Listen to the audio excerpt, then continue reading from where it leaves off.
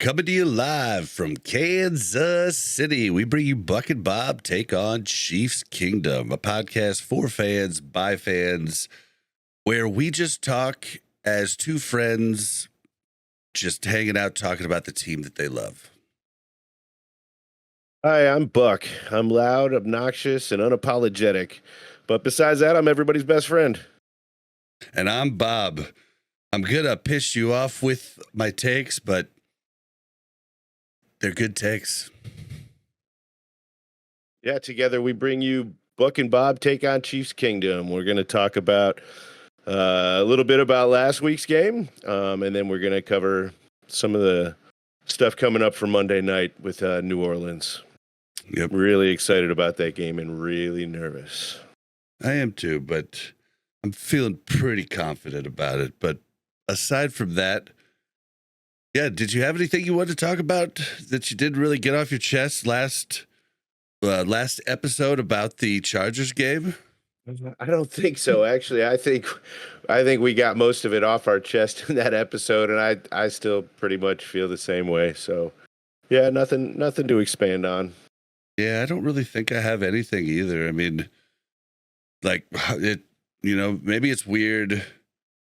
Harbaugh's weird tactic of he's very smash mouth football. Very was what the Chiefs were in the 90s. Marty Schottenheimer. I was never a fan of that type of football, and I kind of feel bad for Justin Herbert, who is a guy that could throw 300 yards, but being forced to throw like this it's something I didn't think about till like later in the week, just how Harbaugh coming in kind of really screws up his whole career, I mean, yeah, maybe to win games, but who wants to be the quarterback on that team that's just rushing all the time? Yeah, the handoff captain. Mm-hmm. Yep, absolutely. I couldn't agree more. And I think Justin Herbert's got a lot of talent. I really do. I absolutely respect the Chargers when they come into town. You cannot count them out. No matter how bad their season is going, they always seem to play up. Yep. And I've never really hated the Chargers like I've hated the Broncos and the Raiders. And I think that's maybe because I really just don't like the Broncos and Raiders fans. Well, to me, I think it honestly has a lot to do with the fact that it doesn't seem like they ever have a home field advantage, because there's a big Chiefs following there, there's a big Broncos and a big Raiders following it. And so like in San Diego back when they were there, it was almost like half and half most of the time. So taking away that home field advantage, I almost feel bad for them, and they're never really contenders. So there's really no reason to hate them. But yeah, I agree. The Broncos fans suck, and the Raiders fans are even worse, except for you, Dave. I think the reason that I don't like their fans so much is that they're so into their team, and that I was going the same place you went with that, Buck. I was gonna say I don't mind the Chargers because they don't have any fans, so it's fine. And I really did, like a lot of their players back in the day, and so it's just funny. And they moved to LA and have even less fans now because people don't learn. LA has never been able to support teams because everybody in LA is a fan of a different team. When I lived there, the bars on Sundays were literally segregated into so many different spots. Now, they didn't have a team there at that time, so it'd be interesting to see what it's like now with them having two teams. But I just can't imagine but it is LA people, who knows?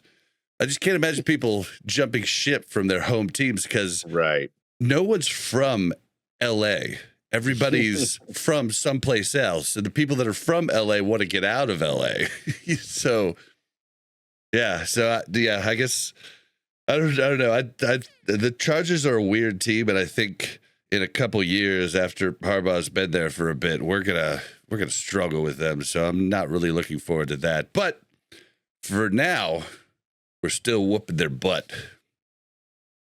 Well, I mean, if you call what happened whooping their butt, I don't know about all that. But I mean, yeah, our winning streak. 12 straight games or whatever it is. Yeah, no, it's definitely a long streak, and that kind of thing is going to stick in Harbaugh's craw too. I mean, he loves rivalries.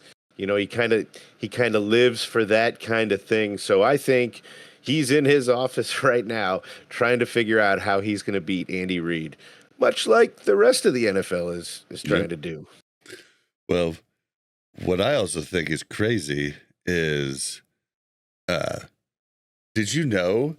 This is random. I don't know why I just came up with this, but I read this the other day. The Chiefs have held opponents under 28 total points for the last 25 consecutive games. Wow, that's a big stat. That's a LeBron stat, but that's a crazy stat. What do you mean by LeBron stat? It's just a bullshit stat, like a stat that's like, from this time to this time, this happened. Yeah, it's a LeBron stat, but I like LeBron stats. I got it from New Heights podcast. It's not something I made up, and they probably didn't even make it up either. Somebody else probably did.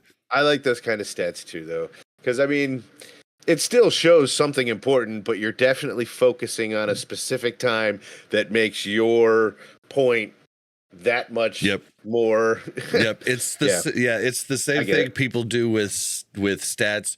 You can show anything you want to with stats. They were actually talking about that on New Heights, because what coach said it? Was it the coach of I think it was the coach of the Saints, maybe? He said stats are for wimps, or I don't know. He said something. He said stats are worthless. And it got me thinking, stats kind of are a little worthless in a few different ways. I was thinking about, a lockdown for gambling. Well, that's what stats are for. Yeah, that is true. But I was just thinking about stats, non-stats that don't show things. Like, think about a lockdown corner. Mm-hmm. He's so good that no one ever throws to his side of the field. How do you see that he's good on paper? It's really hard, right? Yeah, absolutely. So there's those types of things. And, we talked about, we didn't even realize that quarterback hurries is a fairly new stat in the grand scheme of the NFL. And that's a really important stat. I think it's something, I mean, they've been talking about it for a long, long time, but they didn't put it down as, like you would hear, he's getting to the quarterback a lot. He's making him hurry a lot, hurrying that quarterback. But now they keep, that's 3 quarterback hurries this game for him. That's a fairly new thing. Maybe and that's really hard to find for us on the internet too. It's really not a stat yet.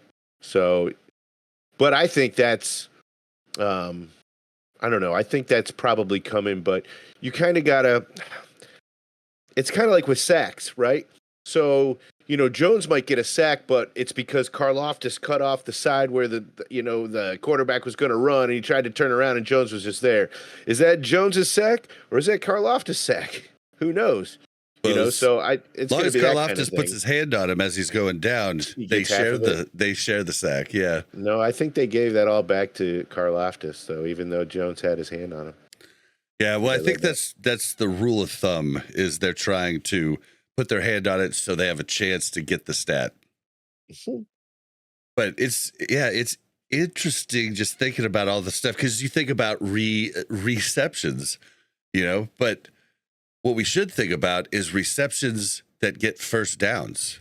Those are the ones that count. Like, that's why in fantasy football, if I started up a new league now, I would only give a point per reception to receptions that got first downs. Oh, you heard it here first, folks. Bob is starting up the league again. No. Well, they do have that stat, don't they, for receivers, first downs? Yes, yeah, but I'm just You're saying that's the more important stat than just yards. Then yards are receptions. If they get 97 yards in the game, but they only got 1 first down because of that one long bomb, definitely shows us success rate. I get it. All right, well, let's talk about the injury report. So we can just get the big one out of the way. Rice has been placed on injured reserve, meaning that he will be out for at least the next 4 weeks. So he's out for at least this next week, the bye, and the 2 games afterwards.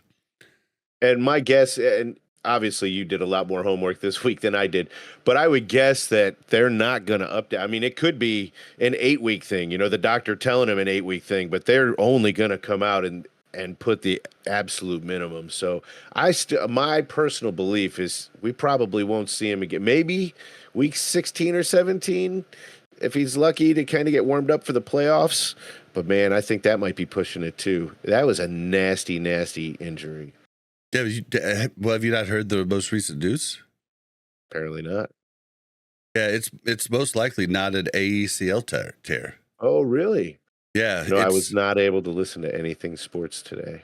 I mean, it's been kind of going on since Tuesday, because they typically, it doesn't even matter. Actually, swelling makes it easier to see if it's an ACL tear.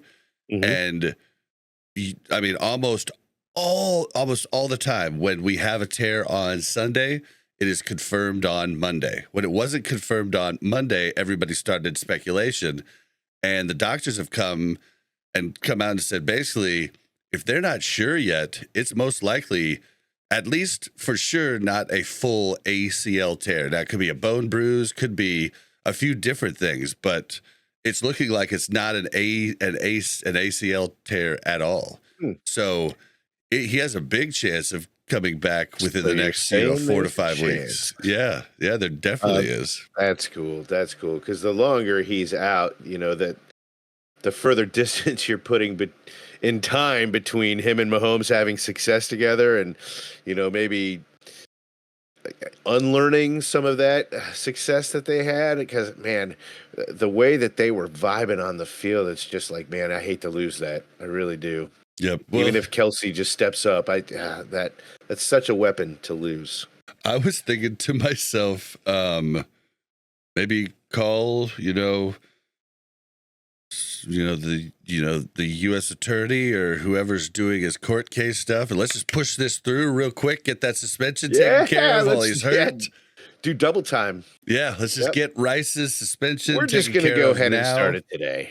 Yeah, and then he can come back, because have him back for playoffs. This is really bad for Rice if he is out for the rest of the season. Which we have hope.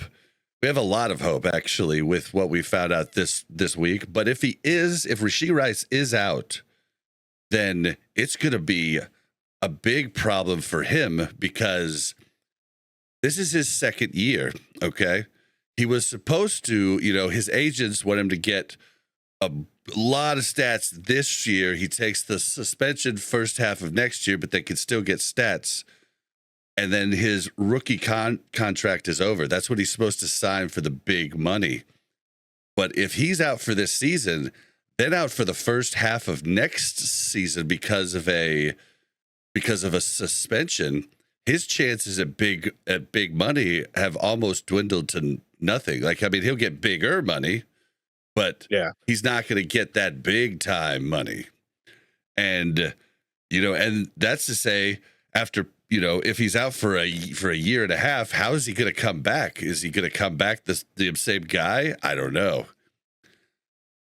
Yeah, man, it is hard to say, because who knows, how he's going to keep himself in shape while he's gone. You also, mentally speaking, a year and a half, somebody can really make a lot of changes in that time. So, yeah, it's interesting to see what happens. God, man, I hope he's not gone for the whole season. That'd be so awesome. It'd be so awesome. We could really use that weapon. Yeah, we definitely could. But we'll just have to see. But I think we have hope. But a little later in the show, we're going to talk about should the Chiefs trade for a wide receiver, and we'll get into that later. But Buck, for right now, do you want to tell us about some of the injuries? Because we're a little bit banged up. We are, and The this one, Saints are big banged up. yeah, the Saints are really big banged up. I think I was looking last week, and Cleveland was really hurting. But yeah, it looks like Kareem Hunt has a shoulder, as This they scares say. the crap out of me. A limited practice. Yeah, This yeah. scares the crap out of me. What 'Cause the heck? I didn't see anything in the game that made it look like he was And he just hurt came back. or What makes me happy is his shoulder's not what he had surgery on, in the off season. It was something in his groin. So makes me a little more hopeful. I was always, every time we would see shoulder for Pacheco, I would be really nervous because he's had those surgeries on his shoulder. And I'm like, so we're gonna have to wait till tomorrow, Friday. You guys are probably listening to this Friday, so you're probably yelling, they already said he's fine. But it's as I'm of this scared. moment. Yeah. Yeah. And he probably will be fine. I mean, it's not like they didn't practice him; they just limited him. So, Mecole Hardman has a knee thing going on. He also was limited in practice. That scares me a little bit because that means we're going to see Sky Moore on the field. And that was, I mean, I'm not gonna wave the banner like I did with Kadarius Toney with Mecole Hardman. I think he's way, way up the ladder from that. And Sky Moore. But man, you got to catch those balls that are right in your hands, man. Dude, he's had plenty of time to learn the system. He's a bust. That wasn't even a not knowing the system. He was in the right spot at the right time. He just physically couldn't do it. Couldn't make the catch. Put him on the practice squad and bring in Nico up from the practice squad. That's what I say. The dishes are done, dude. Let's get out of here. This is crazy that we keep pushing this.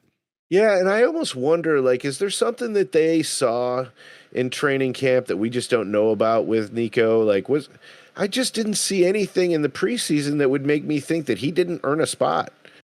I think he performed, and the coaches talk high admirably. About him. Yeah, the coaches talk about Nico a bunch. Beat the table for Nico. So why isn't he beating the table for him now? I don't know. Maybe he is. I don't know. Sky Moore practices voodoo. And that's the only explanation that I have. He has a spell on them. That's the only thing I can think of. That or they just don't, he was what? He was a third-round pick, right? I think he was a third-round pick. It escapes me. It was either a second or a third, but just give it up, man. You've hit on so many other players. You got to just give him up. But it's okay to be wrong every once in a while. Yeah, I just don't get why we keep Sky Moore in the lineup when he hasn't done anything. He hasn't been able to learn. It's time to break up. Yep. Time to do it. Put him on the practice squad. Let somebody else pick him up. It's just like when you're with a nice, significant other, but they're just not doing it for you. You just need to break up. It's better for you and them. Yeah. I mean, I'm not opposed to putting him on the practice squad, but yeah, out on the field, he's just not doing it anymore. He isn't doing it yet. And Nico hasn't would done be it consistently. Another good returner. Yeah. He was solid in the preseason with his returns. And he's got cool tattoos. I mean, these are important things. Yeah, that is super important. Yep. Yeah, we also got Mike Dana, defensive end with a calf injury, also limited in practice. Anytime I see a lineman on that report, that's worrisome. I know, because we're just kind of stretched a little thin there. Yeah. And then Nick Bolton, he had a hamstring, but he was full practice. So you forgot Derek Nottie too. I did. I skipped him intentionally.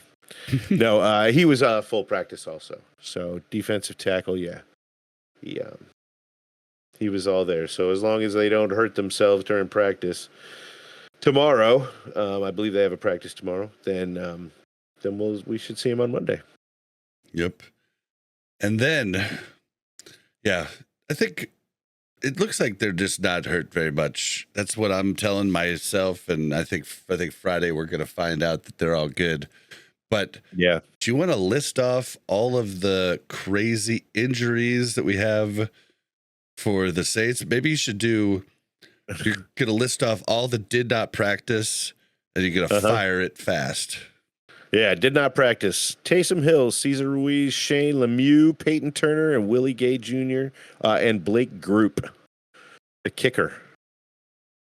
He did not practice. Then limited practice, we've got Alan Kamara, Kendre Miller, Juwan Johnson, A.T. Perry, Talise Fuaga, and Brian Brissy. And then full practice was Chris Olave and Cedric Wilson Jr. Man, I've heard Chris Olave. I've heard that name a lot watching some of the highlights this year. That guy is he's a beast. We're going to have our hands full with him on Sunday. Well, I was looking at one name that popped out to me was Willie Gay Jr.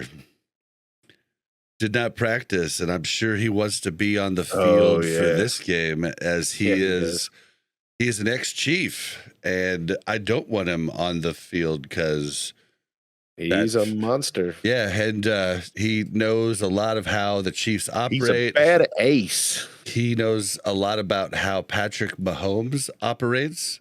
Mm-hmm. He has a lot of chances to blow things up for us. So, and he's still going to bring the knowledge to the game, right? I mean, he's still going to share everything. He's doing it during practice this week. I'm sure he is. But if he's not having on the that experience field, on the field is definitely an advantage that hopefully that they won't have. Now, saying that, I never wish for injuries that are going to keep guys out of the game. Especially him. We owe him a lot. Oh, yeah. The guy was we just couldn't keep him. We would have still loved to keep him this year. We just couldn't. Yep, absolutely. But I do wish for players to kind of scrape their knee and need to sit out the Chiefs game, stub their toe. Yeah, I kind of hoping that Herbert didn't play last week, but see, you and I are so. See, dude, the Chiefs lose to backup quarterbacks. No, that would have been horrible. I know they do. I know. Yeah. But yeah, I don't know, man. I want everybody to be healthy on both teams, and I want to win with everything there because we squeaked it out against the Chargers, and they're beat up with a lot of their key players out. And, that would have been a huge feather. It's still a huge feather in their cap to have brought it so close. So, yes, which they usually do anyway. But yeah, it is. I mean, they're trying to build something there. And that's still going to be a building block for them. And it's going to be locker room, fodder for those guys. Remember when the Chiefs beat you? I mean, that's going to stick in them, man. So, yeah, next time we see them, it's going to be a rough game again, but this game, I know there's a lot of injuries. Is huge. Taysom Hill out is huge. It is, but he's almost like a trick play kind of guy. He's, is he going to run the ball? Is he going to pass the ball? Is he going to catch the ball? That's why he's so awesome. Yeah. Yeah, but they can't run that play every other down. It's not like Alvin Kamara when he's going to be in a third of the plays. They just when you're spreading yourself that thin, he just can't. They can get in maybe 5 to 8 gadget plays with him a game. And hope to really hit big on one or two of them. Yeah, but I don't know. He's pretty good, man. He's definitely gadgety, but so's worthy right now. Oh yeah, absolutely. I would say that Taysom Hill has been around a lot longer, so he's got a lot more gadgety up his sleeve. A lot more to offer through plays than Worthy does at this point in his career. But that'll change too. He's actually been one of my favorite players over the last few years. Like one of my favorite non-Chiefs. He's just interesting to watch, and I think to myself, what if they had used what's his name in this way? God, what's his name? Bible boy. You got it with Bible boy. Gator. Right. Yeah. Gator. Tim. Was it Tim? Oh my God. He did the thing where he prayed like this. Yeah. Oh, man. Tim Tebow. Yeah. Tim Tebow. Yeah, I don't know. I think I said because elbow rhymes with Tebow. I don't know. I liked Tebow, and I think he would have, if he would have gotten a coach that knew how to use him like they used Taysom Hill, I think he would have had a pretty good NFL career if he was cool with doing that. I don't think so, man. I don't think he had an NFL arm. I think if he would have been willing to adapt, Taysom doesn't have an NFL arm, though, right? Right, and he's not a quarterback in the NFL. He had to adapt. He changed his game. You missed what I just said. Tim Tebow wasn't willing to do that, though. Oh, I don't know about that. Oh, no, he was. Really? They wanted to make him into a tight end, and he was like, nope, I'm a quarterback. 100%. Really? Yeah. I don't remember that. Yeah, he stuck by his guns because his conviction. I thought he even re-signed with somebody to be a tight end, but it failed. Yeah, and I think that was well after, like a couple of years ago, type thing. Like he tried that, not back like when a year he after had all he wasn't starting on any team. Oh, I think it was a few years after that. Oh, really? A few years, maybe. I think I don't know. I don't know that, but I know that when he was in the NFL, he was like, "Nope, I'm a quarterback." Well, they were like, "No, you're not." Either way, I really think Taysom Hill is a cool, interesting player to watch. Oh yeah, I agree. He's fun to watch, and he's definitely talented. He's got some skills. But so Alvin Kamara's on there, but there's no chance he doesn't play. He's going to play. Yeah, he was limited practice, so he's probably just bruised up a little bit. They were just trying to give him a little bit of a light week in practice, maybe. I have no doubt he'll come out on Monday night and be the Alvin Kamara that we're scared of seeing. Because he's the real deal, man. Oh, I had him in fantasy last year. Double threat. Oh my gosh, so good. So good. All right. Well, I'm going to call a timeout. And we're back from our timeout, and we're going to cover a couple things that, we'd like to, look at for the upcoming game. Oh, you know what? I totally forgot to mention this when we were talking about last week's game. The biggest thing, I had it in my notes and I just didn't say it. Last week, Chris Jones named AFC Defensive Player of the Week. He absolutely deserved it. Yep. Absolutely deserved it. He's been dominating man. And for years now, he's been dominating. Absolutely deserves it. And he is a funny guy to watch. What you talking about, man? He does interviews. Like he is just. I'd be going after that quarterback, and I'd be knocking him down. He's always himself, man. He's never going to act. He's never going to try and be somebody he's not. You're always going to get 100% authentic him. And I absolutely love that about him. He's got such a cheery disposition, and he's freaking hilarious. I love the way that he talks because I expect like a super, hey, what are you doing there? He does look like that kind of guy. He looks like he should be talking like this. And then he comes out, it's like, he's like, yeah, we just been doing this, and I know he doesn't care that people say that, because I'm not trying to make fun of him at all. Travis Kelce does it all the time. I know it's his friend, so maybe he has the right to do it, but you're not mocking. Yeah, I'm not mocking him. I really like the way he talks. So it's great. It's great that such a small voice comes out of such a big, monstrous man. Yeah, and such a dominating human. Yeah, and such a deep voice comes out of such a little man as myself.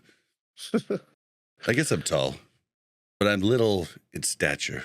However, if you saw the thumbnail of our last episode, you'll notice that I'm actually just a little bit taller than you. I mean, that's just the truth. Yeah. I mean, if it's on the internet, some people are graced with, beauty. Some people are graced with height. Some people are graced with, I got it all. Stop it right there. Stop it right there. Stop it right there before it gets too far. Okay. So this next thing you big want to feet. talk about, I cannot believe this. I feel like this was put in there as a April Fool's, but in October. You're talking about the NFL power rankings? Yeah.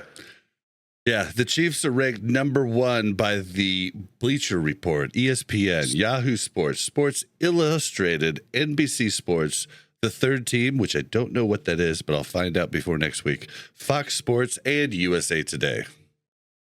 So it's like a voting thing, right? It's like a poll? No, it's not based off stats? No, each of these is a different publication's power rankings. So they all have their own power rankings. They all have their own, and we are number 1 on all of theirs. Now, there's other ones we're not number 1, but these are pretty much the big heavy hitters. Sure, yeah, absolutely. But my question is then, so how are they ranking the teams then? They clearly can't be using stats because we're not blowing away. I mean, if that was the case, New Orleans has had a much better offensive showing this season than the Chiefs have. Here, I'll give you this. I looked at a couple of them, a couple of the different reports, and we're number 1, and the Saints hover somewhere around 12 to 16. What high is the they are. Determining factor then? It's different for each. Yeah, it's different for each site. But what's funny is I went and looked at the two teams, the Chiefs and the Saints, and we're like the same team, like rushing yards, total offense from our opponents. I mean, we're about the same defense as far as stats go. I mean, it's crazy. We're like the same team. The only stat that's different, the only two stats that are different is we're 4-0 and the Saints are 2-2. But also, we are -4 in turnover differential and they're +3 in turnover differential. Well, it's insane that we're winning. We should be the 2-2 team. Mm-hmm. And they should be the 4-0 team. If you look at stats, we were talking about stats earlier in the episode and how they don't really tell the full story, right? Absolutely not. I mean, there is literally one stat that matters, and that's a W or an L. At the end of the day, that's all that matters. All those stats are how they get to that last stat. And we've been very fortunate to come out on the winning side 4 times after playing the kind of football that we've watched for 4 weeks. Mm-hmm. And I will say that if they play that way again, I really have a hard time believing that we can actually pull it out on the Saints here. I really do. From the football highlights that I've seen, and there's been a lot of them so far this year, the Saints have scored a lot of points. So, have they? Yeah, they have. How many? At least that's my recollection. That's a fan's recollection. How much do I think? I want to say in the 110 to 120 points over 4 games. Okay. Well, I don't have the point stat up here. I can tell you that they've scored. Just look up their. Look up their. They've scored 15 TDs and 8 field goals. Okay. Wait, 15 TDs, so that's 70 plus 35. That's 105 plus 24 is 129. So 129 points. And so we have scored 10 touchdowns and 8 field goals, and we have missed one of the field goals, which you think that should be 91 because it's a 65-yarder. So 91 then, if we missed one of those. We made 8. Or we attempted 8? We made 8, attempted 9. Okay, so 94 then. So fantastic, 94. Yep, and then 129. But I'm telling you, they've been scoring. But what I'm trying to point out is they haven't sacked. I mean, they've got 4 sacks now. One thing is really cool. They've taken 12 sacks. It's really high. So we look to maybe get to the quarterback a lot here this next this next week, but they have held teams to six TDs and nine field goals, whereas we have held teams to 7 TDs and 8 field goals. So we're like the same team. Yeah. So defense it's really crazy. But I gotta say, if you want to say that the Chiefs defense equals New Orleans defense, I like the Chiefs offense over the Chiefs defense. So I like our chances against that defense because I think that they haven't seen a defense like the Chiefs. We have given up some points, but man, when it really counts, that's, there's, a touchdown in the first quarter doesn't weigh as much as a touchdown in the last 2 minutes of the game. It just doesn't. So when they're performing is also a stat that doesn't get tracked, but they're doing the things they need to do when it counts. Nick Bolton with the fourth down stop to end the game.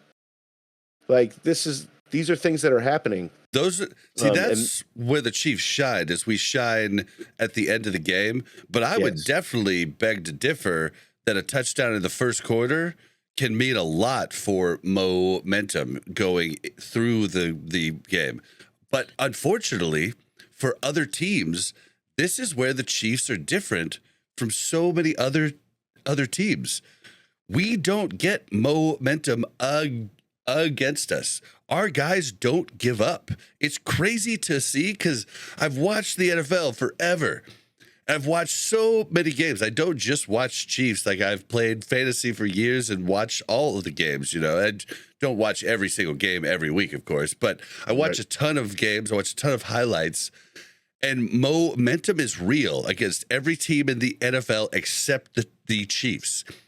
They don't lose momentum when they screw up, which is obvious in our -4 turnover differential. I mean, that's an absurd stat.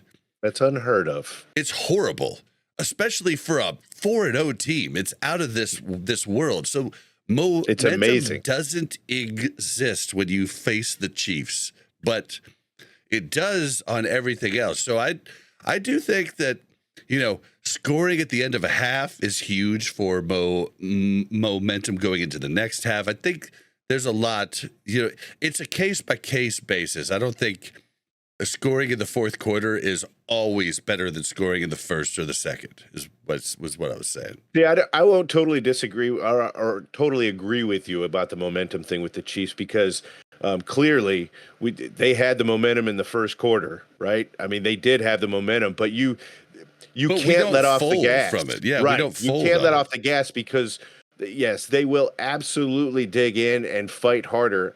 I mean, that 2019 playoff run when we were down by 24, and I think we were down by at least 10 in every game in the postseason, and we won the Super Bowl. Like, you can't ever lay off the gas against the Chiefs, or you're gonna regret it. Yep, you're absolutely gonna regret it. I mean, there's 1,000 memes of teams out there that were celebrating with 13 seconds left on the clock because they just beat the Chiefs. Wait a second, you didn't. And they're all over the internet. I mean, it's like almost every single team has done that against the Chiefs and lived to regret it. I mean, Patrick Mahomes is legendary. Yeah, and it's so interesting to see just to see the stats here because okay, so I don't know if you have any key players to watch, but my key player is definitely Alvin Kamara. Alvin Kamara makes up for, he has more rushing yards than everybody else on the team combined. Okay. And he has a 4.5 yards per attempt. Now, Taysom Hill has, 14 attempts for 5.5 yards, but Alvin has 80, so he's got the most rushing yards on his team. And then on top of that, He has the second most receptions on the team through 4 games, and he's the third highest receiver in yards on the team. So if Alvin Kamara happened to be out, we are going to destroy them. If he's in, we need to lock him down. He is the Saints offense from what I have seen here. Yeah, that's exactly what I expect to see too. Is Spags is going to put a game plan, like you take their best player off the field. We saw that from Belichick for years. That's what he does. He takes your best player and nullifies them and makes you beat them with other guys. And that, as you said, that's going to be difficult. Now, they do have some other weapons. I mean, Taysom Hill is definitely a viable weapon if he's not the featured guy, I believe. But Olave, as I said, he's been in a lot of highlights, man. He's definitely got some wheels, and he tends to catch the ball. So that usually adds to success. So taking Alvin Kamara out, I think, is absolutely the key. But I think there's my player to watch from the Saints is going to be Derek Carr, because in my memory, and I don't have stats to back this up, right? This is just my memory of when he played with the Raiders. There was always I don't know, he just seemed to play better against the Chiefs. And I don't expect that to go away, even though he's not on a rival team anymore. I think he still wants to show up against the 2-time repeating Super Bowl champion Chiefs, as everybody does. But he definitely has talent. He just doesn't always perform on the field. It just seems that he does when he's playing the Chiefs. That's just because he was playing for a division opponent. I mean, you play twice a year, you always play up. I don't think it's going to be the same thing here. And he is not mobile. He has been sacked a lot, and yeah, he is not mobile at all. So I don't think we have to worry about him. And their 2 receivers are interesting because one of them's actually in my list over here for possible trades. Oh no, I didn't add him. I mean, it would be like we'd have to beat them, and they'd have to see that their season is kind of like not gonna happen. But it was Rashid Shaheed would be a possible grab for the Chiefs in a trade, but I thought I wrote it down, but I guess I didn't. There were a couple of guys on one of the national broadcasts that were really talking, and some of these guys were on that list. Maybe that's where I heard it. Maybe I heard Rashid Shaheed from somebody else, maybe. But they had it down to, I want to say it was Amari Cooper was the one that. Oh, hey, shh. No spoilers. Oh, we're talking my about. bad. Yeah, we're talking about the game. I should Slamari Hooper. But yeah, so for this for this game, I'm not worried at all. As long as we lock down Alvin and the Chipmunks, we're good. And the Chipmunks. That's the key, though. You got to get Alvin. Alvin is the key. Alvin is the key. Would the Chipmunks even be there if it wasn't for Alvin? But you can't forget about the Chipmunks. Yeah, but they still got skills. Yeah, but what are the Chipmunks without Alvin and the Chipmunks? Always go for the head of the snake, right? Yeah. Yep. Alvin is the head. Lock him down, and the Chiefs have this locked down. That's the way I feel. Yeah, I can't disagree with you. Right. I think I know that they have other targets, and they can be scary. So, and you're scared of Derek Carr, and we'll see. We'll see what happens. I could be wrong, but we will see. All right, so the next thing. Ooh. So everybody and their mother have been talking about, should the Chiefs trade for a wide receiver? Now, this was also earlier in the week when it looked like Rice was done for the year, but we've gotten reports now that we might be really lucky with Rice, and Rice might be back mid season even. So should the Chiefs trade for a wide receiver? I want to hear what you have to say, and then we'll get to like the possible candidates. Man, it would seem silly not to if an opportunity arose. Absolutely. But I don't think it's the end of the road if we're not able to get a wide receiver trade. Because, as you said, Nico Remigio is on the practice squad, and I think he's a very viable option. So I'm not like heart set on a trade. But as I said, if one presents itself, why wouldn't you hop on it? I'm not heart set on a trade either. I've got a lot of yeah buts when we're talking about wide receiver trades. Mm-hmm. If we're talking about them, I'm like, well, I'd do it for this, or it's I'm not sitting here going, we have to trade. That is, I don't see how anybody does that, but maybe I just look into it too complicated. But I don't want to cripple the Chiefs for years just to get the three-peat. I'd be fine going deep into the playoffs and not having the three-peat and staying healthy throughout Mahomes' career, because that's what I want. I want a good team throughout his career. We've already got 3 Super Bowls with him. I mean, I'm not trying to be greedy. I just want a good team that competes, that has a good time every week, because, as a Chiefs fan, I just haven't had this ever. I've been a fan since 1999. That was after, that was after, what's his name left? Marty Schottenheimer.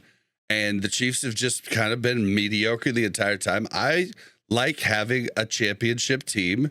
And if we're winning the AFC championship, like, that feels good, that's kind of how I feel. So there are cases where I'd be like, yes, do it. But there are cases where I'm like, no. So let's get into some of the possible things. So a lot of people are saying Davante Adams from the Raiders. And a lot of people are saying that Al Davis's son would never in a million years trade him to the Chiefs. I'm one of those people. Well, and I think you're right, but not for the reasons, not because it's smart. I think he'd actually be smart to trade Davante to us if he got a first round pick out of it, or even a second round pick. He'd be smart to trade him to us, because we're probably not going to be able to keep him, and he just gets something for a lost season. But if the acorn fell close to the tree, then Al Davis's son is not smart, because Al Davis wasn't smart. He just was like, I want people with speed. I don't care about nothing else. Speed. And he would take guys that were a reach for the third round in the first round because they were the fastest, they were the fastest at the combine, and he looked at nothing else. So I don't think he will trade, but I think it would be smart for him to trade to the Chiefs, because it would hurt the Chiefs. I do not want Davante Adams at all. I don't like his demeanor. I don't think he'd fit in the locker room. I don't want him at all. How about you? I think, if we did better, for sure. Yeah, he would definitely make us better. And I think that his attitude would meld with the other guys, right? When you're in a winning atmosphere, it's a lot easier to have fun and be lighthearted about things. And you can kind of suppress some of those, frustrations and temper tantrums and all that stuff because you're winning. But at the end of the day, that will arise again. So I don't disagree that I think in the long run, if we do, Davante Adams would be a Band-Aid, right? He wouldn't be a long-term solution. He'd be this year guy. Right. So would that element in the locker room, because I would foresee maybe him contributing a little bit, maybe having a really good game or two, but getting frustrated later in the season because he's not getting all of the targets. He's not the guy. And I think that's the wrong time to have that kind of response to how things are going on the field. So that is something that concerns me. To me, as a fan, I don't care if the Chiefs are giving up a first round or a sixth round. To me, what he would be on the team is way more important than what we're giving up for him. So really, if I was, yes. So yeah, I mean, yeah, if we got him for a first round, then I trust that that's what Brett Veach, yeah, really believes is the best move. And we know, I trust his success rate. So if that's what he thinks is the best move, yeah, cool. So, but if we get that same guy it'd be for a the huge sixth round, cap hit, though. Absolutely. It'd be a can we huge afford cap hit. Okay, I don't even know that. I can tell you, we only have about $4 million on the cap, but I can tell you that cap experts have looked into it, and if we were to restructure Travis Kelce, Mahomes, and a couple other people's contracts, we could free up 16 point something million. Well, that takes me back to Madden days. What can I do to get this guy? But the Chiefs don't generally pay big wideouts, but it would just be for this year. It would be, I don't think paying that much to a new receiver, if you've looked at like Andy Reid, most of the time a trade mid-season for a receiver doesn't work out great because they just can't catch up to Andy's playbook and there's a lot to learn. Yeah, the whole Andy Reid system. And so I just don't know that it would be worth it. Yes, he would make us better on the field. Like he could definitely go up and get, excuse me, jeez, and get a lot of catches. And if he was one-on-one, Mahomes would be fine to throw it to him, right? He's gonna get the ball one-on-one against most of the corners and safeties in the NFL. But I don't see it being worth it. Yeah, I agree. I mean, as I said, if Veach decides to do it, then I'm on board. I'm not going to wave the banner saying that that was a stupid mistake, because if he thinks it's worth it, then I think that that Andy will be able to make it work and make something cool out of it. Well, I don't think it'll be. We can't. I don't think. Go. No, if I had to say, would I give up a first round? If I'm Brett Veach, would I give up a first round for him? That's what I want to know. No, I wouldn't give up a second round. I would probably a third round, maybe. But again, what are you doing to the makeup of this team? Is it worth it in the long run? We only get him for this season. If he ends up being a cancer on this team, then it absolutely wasn't worth the sixth round. So I just don't think that if it's me making that call, I say no. But I'm also saying I trust Brett Veach. I just do. So if that's his call, then I'm not going to beat the drum saying, "Oh, that was dumb," until it becomes dumb, and then I'll say it was dumb. Well, but I will go into takes before it happens. That's why people tuned into the podcast. I don't personally think that Davante Adams is going to be a Chief this year. Okay. All right. Yeah. I don't think he's going to be at all, and I don't want him on the Chiefs. I think it would hurt too much. But the next big one everybody's talking about is Tyreek Hill. And let me blow your mind a little bit here. If we traded for Tyreek Hill, his cap hit this year would be about $1.8 million. Wow. Now we would have to shore up a $20 million check for him next year because he's not on the last year of his contract. So, but man, it's Tyreek, and we already know what Tyreek could do with Patrick Mahomes. Do you know what kind of shot of adrenaline would not only through this team but through this city if Tyreek Hill came back to this team? Yep. Then he would have to say, "Well, I didn't mean it when I said I was better than Patrick Mahomes. It was just a joke." But well, and I talk smack on Tyreek all the time because he's a toddler in a man's body. But yeah, he's a great football player. He makes it work on a football field. I have said I have said every time, as far as his play, he is a NFL Hall of Famer to be sure. Yeah, I agree. And yeah. So Tua is out still. We don't know when he's going to come back. We don't know how good he's going to play when he comes back. And if he gets hit again, he's probably out for his entire career. Yeah. So, do you want to stay there? Miami scored, I think 15 points since he's been out, something like that. Yeah. And they went from scoring, 40 some points a game last season. I mean, Tyreek could come back and get himself another Super Bowl. It'd be a small hit to the cap, but the Dolphins would be taking a 20-some million cap hit this year. But because it was guaranteed money on the first one. I don't know exactly how it works, but it was guaranteed money. So we would get him for like almost nothing. But I mean, we would have to give a first round and something else.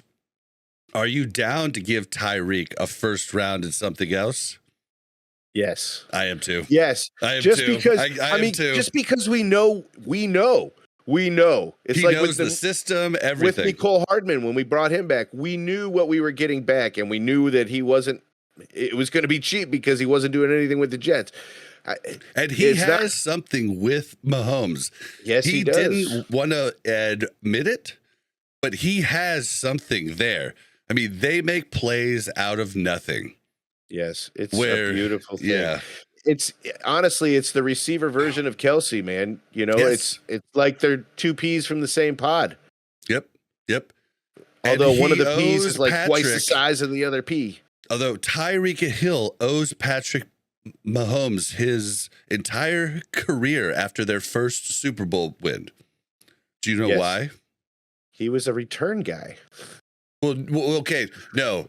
Okay, if you're talking about that, Tyreek owes his career to Andy Reid for seeing something more in him. No, I'm talking about Tyreek Hill's every single thing he's done after the Chiefs won the Super Bowl the first time with him.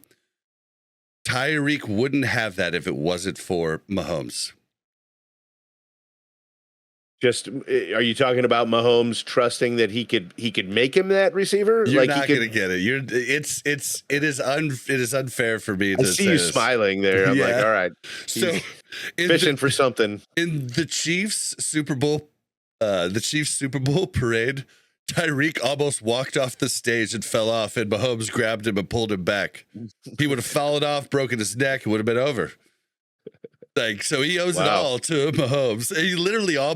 He was doing his speech. He almost walked off the podium and he grabbed him and pulled him back. That would have been about a 14-foot drop. It's just another situation where Mahomes is paying attention to things that nobody else is.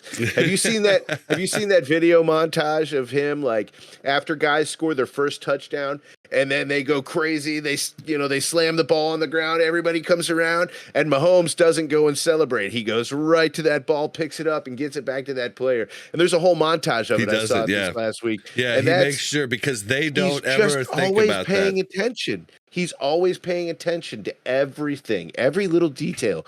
Oh, it's so much fun to watch this guy. He was definitely about 10 beers in, too, when he saved him. Yeah. Yeah. And Tyreek was about 10 beers in, too, but he's $1.52, so. Right. Yeah, those 10 beers went a lot farther. They had a lot more mileage on Tyreek than on Mahomes. Oh, man. But, yeah, it's just great. But, yeah, so that was just kind of a joke, but I think Tyreek would be amazing on the Chiefs again. And then if Rice comes back or Hollywood comes back, oh my goodness. Yeah. I think if Tyreek comes back, Damian should buy me a Tyreek Hill jersey. Since he's into buying me jerseys. Yeah, but nobody on the podcast knows who Damian is. We've talked about he was supposed to buy me a Kadarius Toney jersey. I know, but but you should say the guy that was going to buy me a jersey. You know what I mean? Because people aren't going to remember that from 5 episodes ago or whatever. I'm just saying. The guy that bought me a jersey, he should buy me another one. He did say he's got it. We just haven't seen each other since then. We'll see. Nice. All right, well, shout out to Damian. Should get him a Lions jersey. Mm-hmm. Yep. Get him a Lions Barry Sanders jersey. He would love that. Yep. Yeah, I bet those are expensive now. Probably. I don't even think they haven't been for 20 years. Yeah, but I don't think they still make retired players jerseys. Oh, I'm sure they do. Hall of Famers? Yeah, maybe. I don't even know. Like you don't see them at the shops. I don't see anybody who's not a current player at any of the shops. Because I think that's what makes those all worth money. Maybe. Yeah, I'm not sure. Hey, I don't go looking. Let us know in the comments. Right into the show. Leave a voicemail. All right. So, yeah, Tyreek would be amazing, but I don't think the Dolphins are going to do it. Oh, okay. Yeah, I don't.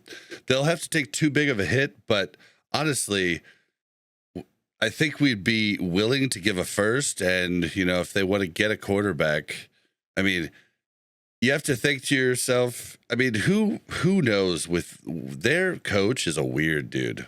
Their coach is a weird dude. We have Carson Wentz. Huh? We have Carson Wentz. What if we traded him in a first round to get Tyreek? Oh.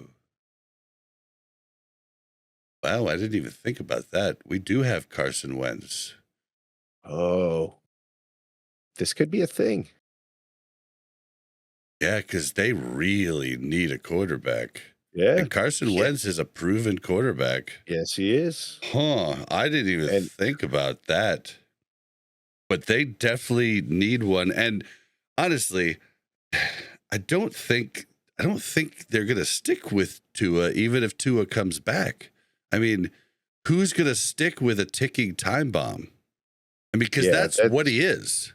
Yeah, he really is. It's unfortunate, but that's what he is. I mean, I don't think a smart NFL team is going to stick with him as the quarterback. I just don't think it is. I don't think it's going to happen. I 100% agree. His talent is... I've never been... I know he had some good stats, but I really think that Tyreek Hill is a big, big, big part of that. And without Tyreek Hill, he doesn't have those stats. So I don't think he's that great. I think he's like a Russell Wilson. See, I'll agree with you on this one. He's a Russell Wilson type of quarterback. And he just got lucky with a once-in-a-generation receiver. Yep, and I mean other weapons too. Let's not, Yeah, absolutely. I'm not saying that Tyreek Hill is the team and that's the only reason. No, absolutely not. Somebody has to throw it to him. They still have to get it. Tua has skills, clearly, but I just with the injury history, and I think I've thought about this a lot. Like, what makes him more prone to getting head injuries, say, than Patrick Mahomes? They go down roughly the same amount of time. So what is it? I feel like it's something he does with his what he does with his body that's making, like, I feel like he's almost going limp when guys are tackling him or something. He even went and took jiu-jitsu to find out better ways to fall. It's simply, well, it's not simple, but one simple fact is once you've had a concussion, it's easier to get the next. And that compounds each time. Yeah. And these NFL players, they're not always documented. He could have had 20 concussions in college that we don't even know about. He could have had bad doctors. You see what I'm saying? So But all we know is the hit that he took is a normal hit that Mahomes, Aaron Rodgers, people take all game and don't get a concussion. And he did. And that's why it's so scary for him. So we'll see. We'll see. I don't think it's going to happen. But if it happened, three-peat, here we come, baby. Well, injuries could still screw us again. See, that's why I don't want to blow my load on Davante Adams, because I don't think it's worth it to hurt the team. But blowing the load on Tyreek. Well, because we don't have to restructure any contracts. We get him for cheap, and we know what we're getting. Yeah, and we know what we're getting. So that's where I'm like, okay, I'd be down to do this. But we should talk about some of them more. Real quick side note on Tua. Okay. We've talked in previous episodes about the helmet extra padding protection that they were wearing in training camp, and how I thought that we could possibly see that in the actual games, and you were hard. I'll bet if Tua comes back, he's wearing one of those. He should put that on, and then like a blow up thing on there. So he's coming out. He's literally it's big. It's big head mode in Madden. You're gonna have his head wrapped in bubble wrap. With bubble wrap, so he can see. Yeah. It's 6 feet of bubble wrap for Tua, not them. Yes, I bet he is wearing one of those, and we've seen more and more of those each week too. So that's kind of cool, honestly. It doesn't look cool. I don't care what it looks like, man. The game isn't changing for it. It's just getting safer, and I think that's just a good thing. But yeah, I'm sorry. I didn't mean to interrupt. You were going on to your next point. Yeah, so. You're good. You're good. No, I like that idea for him. And anything that makes, people not on my team look silly, I'm down for. I'm down for it. All right. So some actual more not pie in the sky type of trades. The Buffalo Bills, we could probably get Marquise Valdez-Scantling back for a late round pick. They haven't really used him much. I mean, for a late round pick that just it doesn't hold a lot of weight to it. And why not? Because it's kind of a Mecole Hardman situation where he already knows the system. Yep. So his integration would be really quick. I mean, okay, he did make a big catch last year in the playoffs for us, but he seemed to have the same Sky Moore like inability to bring in catches on the regular. So I guess if it's maybe a 6th or a 7th rounder, okay, but anything more than that, we're okay. Yeah, I would like the same Nico Remigio over him if it's anything less than a 6, or more than a 6, whatever.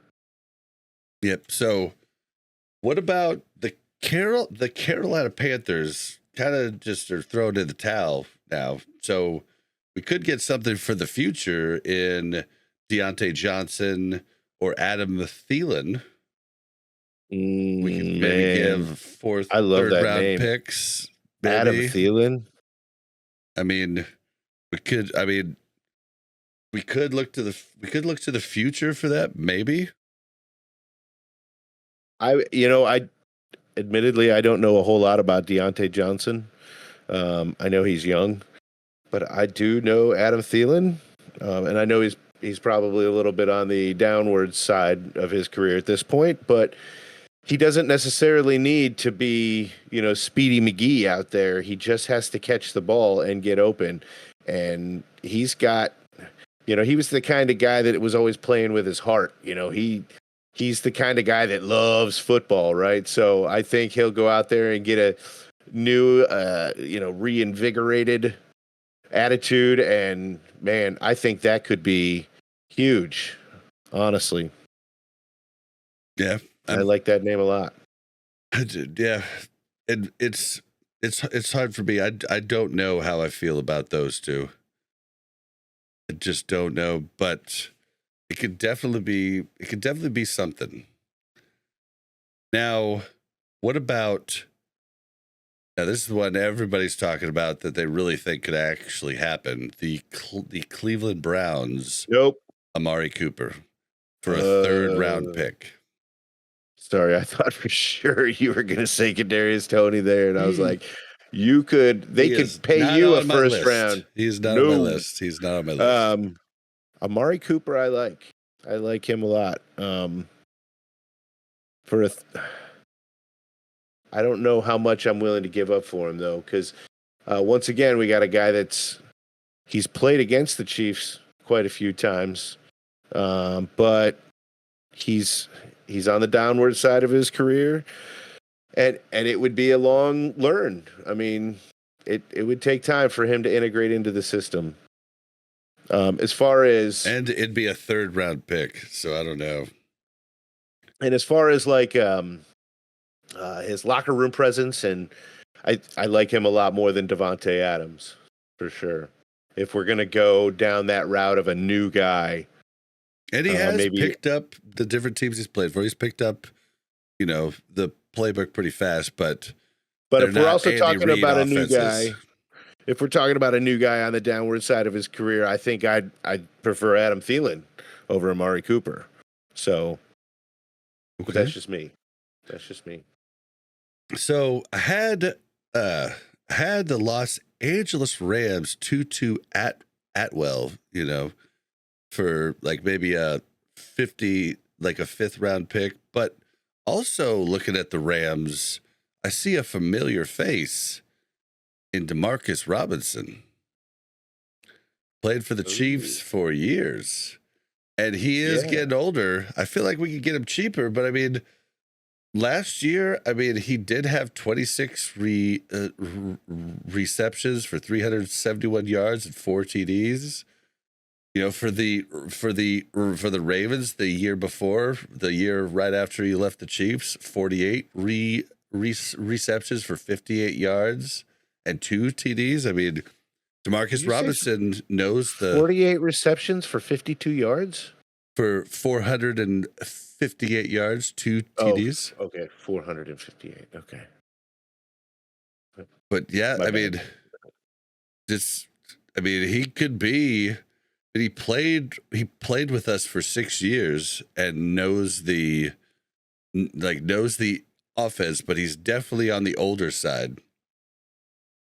Yeah, I feel like if we're going to get somebody on the older side, that we need to focus on somebody whose specialty has been their hands and not necessarily their feet, because now we're, for an older player to keep up with speed is a lot more of a challenge than keeping up with your hands. So I think I would focus on hands if we're talking about an older guy. So he had hands. And I'm not saying he did a lot for the Chiefs. I don't know how many. He had 40 something odd catches the year before last, but how many times was he targeted? 52 or 62. Yeah, well, there's a big difference there. For us, we usually, until 2020 and 2021, we really didn't. We didn't target him a whole ton. He had 21 receptions in 2017, 22 in 2018, 32 in 2019, 45 in 2020, and in 2021, 25. And, he had 0 TDs in his first 20. He played for us in 2016, but he had no stats. But then in 2017, he didn't have any TDs, but the next year he had 4. The year after that he had 4. The year after that he had 3. The year after that he had 3. He's just a Band-Aid receiver that we could get for cheap that could get us through. And he knows, he was here for 6 years. He knows the scheme. So that's why I thought about him.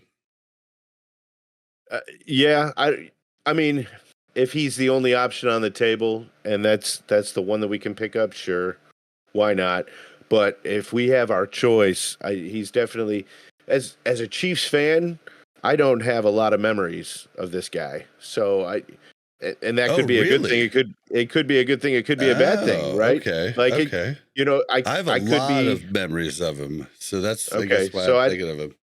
So hey, if your memories are good of him, I mean, if he's going to produce on the field, he's not going to get a lot of opportunities at this point in his career. He's not going to be open a whole lot. So when he gets that shot, is he going to perform? Is he going to catch the ball? That's what I'm worried about.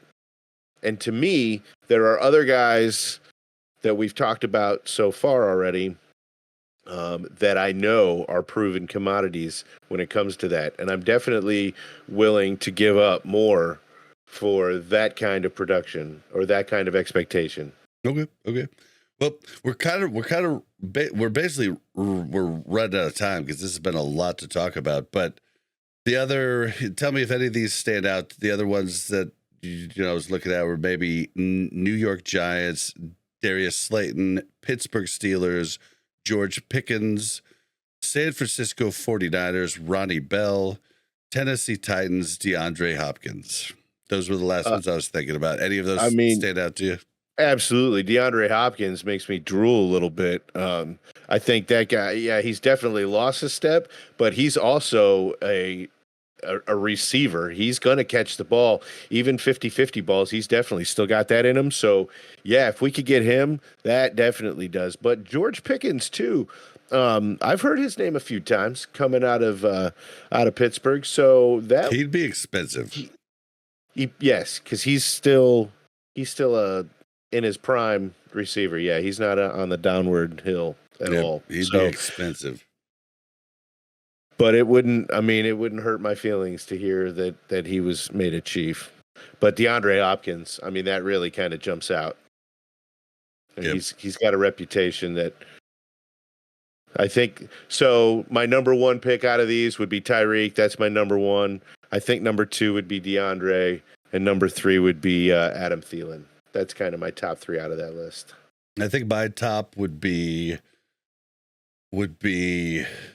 Yeah, I think my top would actually be Tyreek Hill. My second would